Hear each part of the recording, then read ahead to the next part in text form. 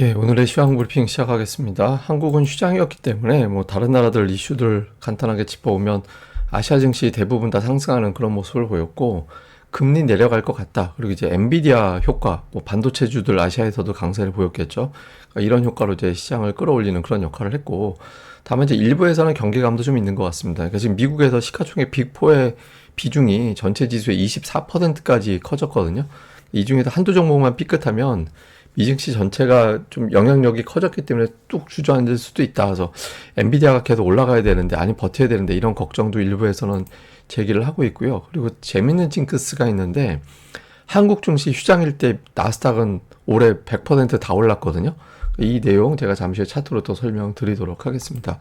우선 아시아 증시는 오늘 대부분 다 올랐고, 중국은 좀 원래 이제 중국은 좀 따로 가는 경향이 있잖아요. 그래서 중국 빼놓고는 이제 대부분 다 올랐습니다. 특히 이제 대만 같은 경우는 오늘 TSMC가 거의 4.7% 정도 급등을 하는 그런 모습을 보였거든요. 그래서 아시아 증시는 대체로 금리에 대한 어떤 기대감, 안도감 이런 것들 때문에 올라가고, 또 특히 이제 반도체주들이 미국에서 필라델피아 반도체 지수가 4% 넘게 올랐잖아요. 그래서 그 영향으로 올라갔죠. 그래서 만약에 오늘 우리 증시 열렸다면 아마 상당히 큰 폭으로 올랐을 가능성이 높죠. 그래서 어쨌든 전체적인 분위기는 좋았고, 시장에서 또 하나의 재료를 본 거는 역시 아무래도 금리가 계속 내려갈 것 같다라는 기대감이고, 그런 어떤 기대감을 미국의 지표들이 좀 뒷받침하는 것 같다라는 거죠.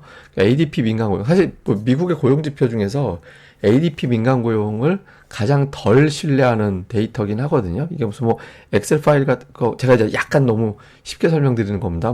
엑셀 파일 같은 데다가 이제 입력해가지고 그거 그냥 대충 추려가지고 데이터 내는 거 아니야? 막 이렇게 보는 사람들도 있어요. 근데 어쨌든 이 데이터상으로 예상치보다 훨씬 낮은 그런 일자리 증가폭이 나왔고, 그리고 추세적으로는 계속 내려가고 있다. 이런 점을 주목을 하고 있고요. 그 다음에 제조업 지표하고 이제 서비스업 지표하고 좀 엇갈리긴 하는데, 어쨌든 제조업 지표가 내려가고 있는 그런 상태고, 서비스업이 지금 올라가서 이거는 쉽게 안 꺾이긴 하는데, 잘 보면 큰 추세로는 들쭉날쭉하지만 어쨌든 내려가는 추세다. 그러니까 다음 달에는 아마 서비스업 지표도 좀 내려갈 것 같다. PMI 기준으로 보면. 그러니까 이런 분석들이 있거든요. 그래서 이제 전체적으로 보면 아직은 지표들이 어떤 건 좋게 나오고 어떤 거는 조심스럽게 나오고 좀 엇갈리긴 하는데, 전체적으로는 물가가 좀 진정될 가능성이 높아 보이는 그런 데이터들이 여기저기서 나오고 있다라는 점, 여기에서 이제 투자들이 미국도 어쨌든 올해 금리 한 번 또는 두 번 이상은 좀 내리겠구나, 이런 기대감을 좀 갖게 된 거죠. 그래서 이것도 역시 아시아 증시에서 지수가 플러스가 날 수 있는 그런 재료로 작동을 했습니다. 특히 이제 국채금리가 제법 빠졌는데 4.35%가 되게 중요한 자리였거든요. 그러니까 200일선이 지지될 수도 있는 자리였는데, 이걸 깨고 내려와서 그동안에 이제 저점과 고점이 높아지던 추세에서 혹시 고점과 저점이 낮아지는 추세로 바뀌지 않을까? 그러니까 이런 기대감이 있고, 2년물 기대는 이제 2년물 국채금리 같은 경우는 추세선이 일종의 터널을 보였었잖아요. 하단과 상단을 보면 일종의 터널을 보이고 있었는데, 이것도 역시 중요한 지지선에서 이탈하는 그런 모습이 나타났거든요. 그래서 이게 여기서 물론 이제 이탈하고 바로 돌파할 수도 있는 건데, 여기서 이제 이탈을 하고 저 자리를 회복하지 않고 계속 흘러내려간다라면 이제 금리의 부담은 상당히 덜어내게 되는 거죠. 금리 내려가는데 일조했던 거는 미국의 일자리 플러스 캐나다가 금리를 내렸고, 향후에 유럽이나 이제 영국도 내릴 것 같다, 이런 내용인데, 여기서 묘한 게 있어요. 미국이 안 내릴 수가 없다, 이런 이제 주장인데, 왜 그러냐면 미국이 만약에 안 내리면 캐나다나 유럽이나 영국도 물가를 잡은 건데, 지금 미국은 그 물가를 못 잡았다라는 건가? 그럼 연준이 그만큼 무능한 거 아니야?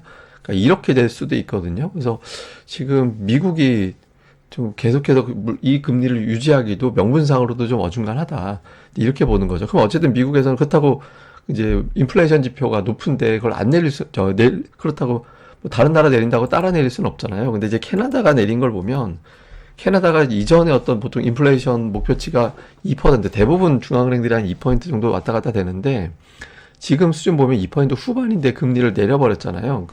예, 그러니까 이 정도에서 내렸다라는 거는 추세가 잡히고, 이건 울퉁불퉁하지만 두 달 연속 올라가는 추세는 아닌 것 같아. 이제는 울퉁불퉁해도 세 달 중에 두 달은 내려가는 추세야, 이렇게 판단이 되면 바꾸는 거거든요. 그래서 지금 미국의 그 PC 기준으로, 그러니까 PC의 기준으로 본다라면, 요번 여름을 넘어가면서 미국도 금리 인하에 대한 어떤 자신감을 갖게 될 가능성이 있다, 이런 주장들이 있습니다. 그래서 지금 미국이 9월에는 정말 금리 내릴 거다, 뭐 6, 7은 좀 쉽지 않겠지만 9월에는 좀 내릴 것 같아. 그러니까 이런 어떤 분석들이 나오고 이제 금리를 떨어뜨리고 이게 이제 증시를 올리는 그런 재료로 작동을 했던 것 같습니다.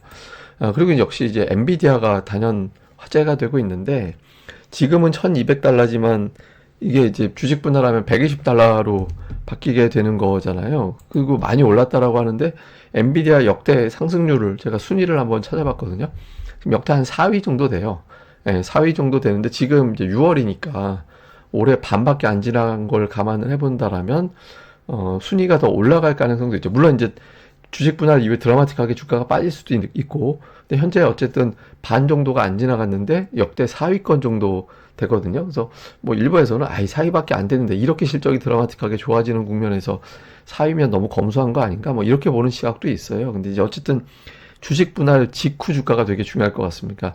중요할 것 같습니다. 그러니까 그 직전에 여러 가지 옵션이라든가 이런 것들이 겹쳐서 오버슈팅 시켜놓고 그때부터 물량이 확 쏟아져 나올 수도 있는 거라서 이제 또 주식 수가 되게 이제 늘어나는 거죠. 한 주 갖고 있는 사람이 10주가 돼버리니까 그 중에 한 3분의 1은 팔까? 이런 어떤 정서들이 또 나올 수 있거든요. 그래서 좀 엔비디아 이후에 어떤 주가 흐름 좀 주목을 해봐야 될 것 같습니다.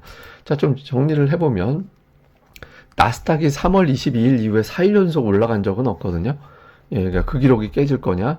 다음에 이제 주식 분할 전에 매수가 집중되고 있는 엔비디아 이게 이제 거의 주식 분할 그러니까 이게 뭐 분할 전에 좀 사보자 이런 어떤 매수세가 들어왔을 수도 있잖아요. 근데 이제 그것도 결제일이라든가 이런 걸 감안해 본다면 거의 이제 막바지 이제 피크가 지나간 상태가 됐거든요. 그러니까 어쨌든 전후에서도 주가가 계속 올라갈 수 있는지 봐야 될 거고 또 하나는 뭐냐면 오늘 사실 반도체 아니었으면 그러니까 미국이 저렇게까지 올라간 건 아니었거든요. 그래서 AI주 말고 그러니까 정말 시장이 좋으려면 러셀 2000 지수가 계속 플러스가 나야 되거든요. 그래서 오늘 이제 러셀 2000 지수가 어떻게 되는지도 잘 봐야 될 것 같습니다. 그리고 글로벌 증시 호재는 한국 시장이라고 제가 오늘 뭐 텔레그램이라든가 고릴라 리서치는 올려드린 건데 되게 희한하더라고요. 그 어떤 분이 이상하게 한국 시장일 때 미증시 좋은 것 같다 뭐 이런 게 있어서 제가 한번 실제로 데이터를 찾아봤거든요.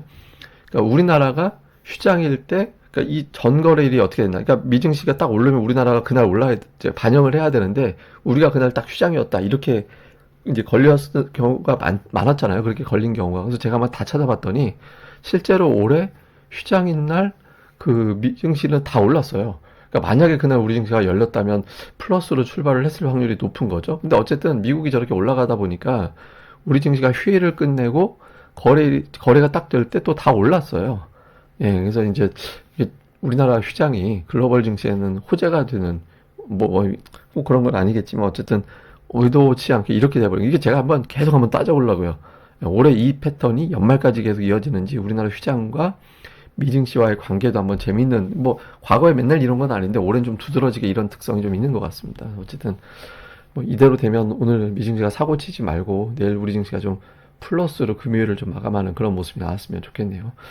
예, 어쨌든 오늘 하루도 잘 보내시고요. 저는 또 다음에 뵙겠습니다. 이 방송 구독하기, 예, 그리고 좋아요까지 꼭 좀 부탁을 드립니다. 감사합니다.